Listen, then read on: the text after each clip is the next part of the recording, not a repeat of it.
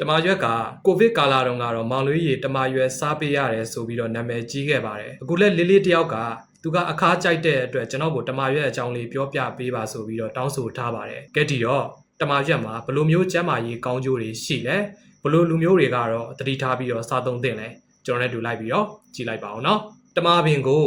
အိန္ဒိယနဲ့အရှေ့တောင်အာရှနိုင်ငံတွေမှာရှေးရခင်တွေကတဘာဝဆေးတစ်တာကြီးလို့တင်စားခေါ်ဝေါ်ခဲ့ကြပြီးတော့မြမရိုးရာမှာလည်းအလွန်ထင်ရှားတဲ့ဆေးဘက်ဝင်အပင်တစ်မျိုးပဲဖြစ်ပါတယ်။သိပ္ပံနည်းကျလေ့လာချက်တွေအရ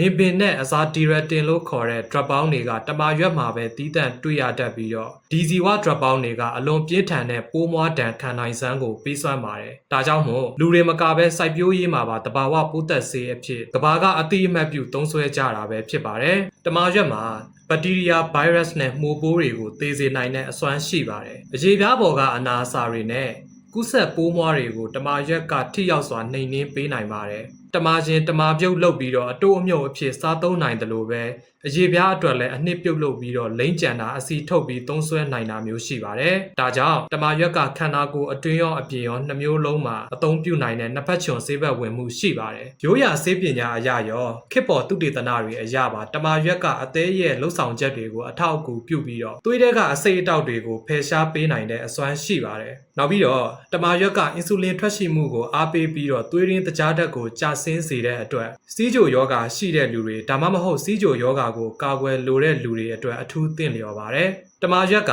အရေးပြားကျန်းမာရေးကိုလည်းမြင့်တင်ပေးနိုင်ပါတယ်။ဝက်ချံတင်းတိတ်နှင်းကူနဲ့ယားနာတွေကိုလည်းတက်တာစေပါတယ်။တမရွက်ပြုတ်ရည်နဲ့ရေချိုးပေးခြင်းကအရေးပြားရရန်မှုကိုလျော့ကျစေပါတယ်။ကျွန်တော်တို့မြန်မာရှေးလူကြီးတွေကတမကတ်နဲ့သွားတိုက်လေးရှိပါတယ်။သူတို့ဒီလိုသွားတိုက်ခဲ့ကြတာခိုင်လုံတဲ့အကြောင်းပြချက်ရှိပါတယ်။တမမှာပါတဲ့ drug ပေါင်းတွေကတဖုံးရောင်တာသွားကြိုက်တာနဲ့ green အနံ့ဆိုးထွက်စေတဲ့ဘက်တီးရီးယားတွေကိုဖယ်ရှားပေးပါတယ်။ဒါကြောင့်တမကတ်နဲ့သွားတိုက်တာကလည်း green ကျန်းမာရေးအတွက်ကောင်းမွန်စေတဲ့အလေးအထားတစ်ခုလည်းဖြစ်ပါတယ်။ဒါပေမဲ့ဒါကသွားတိုက်ဆေးဝယ်ဖို့ခက်ခဲတဲ့နေရာတွေအတွက်လောက်ပဲကျွန်တော်ပြောတာပါ။အကောင်းဆုံးကတော့သွားတိုက်ဆေးနဲ့သွားတိုက်တံအသုံးပြုပြီးသွားတိုက်တာကတော့အကောင်းဆုံးပဲဖြစ်ပါတယ်။တမရွက်ကကိုယ်ခံအားစနစ်ကိုလည်းမြင့်တင်ပေးနိုင်ပါတယ်။တမရွက်မှာ antioxidant တွေကျွယ်ဝစွာပါဝင်တဲ့အတွက်ကြောင့်ခန္ဓာကိုယ်ထဲကဆေးပြက်စီးမှုတွေကိုကာကွယ်ပေးပြီးတော့ယောဂဗျာတွေကိုခုခံနိုင်စွမ်းကိုတိုးတက်စေပါတယ်။သူ့မှာဥလန်းချောင်းကိုတန့်စင်စေပြီးတော့တန်ချနိုင်တဲ့အစွမ်းလည်းရှိပါတယ်။တမရွက်မှာအစာချေစနစ်ကိုကောင်းမွန်စေရုံမကဘဲနဲ့ဥလန်းချောင်းတွေက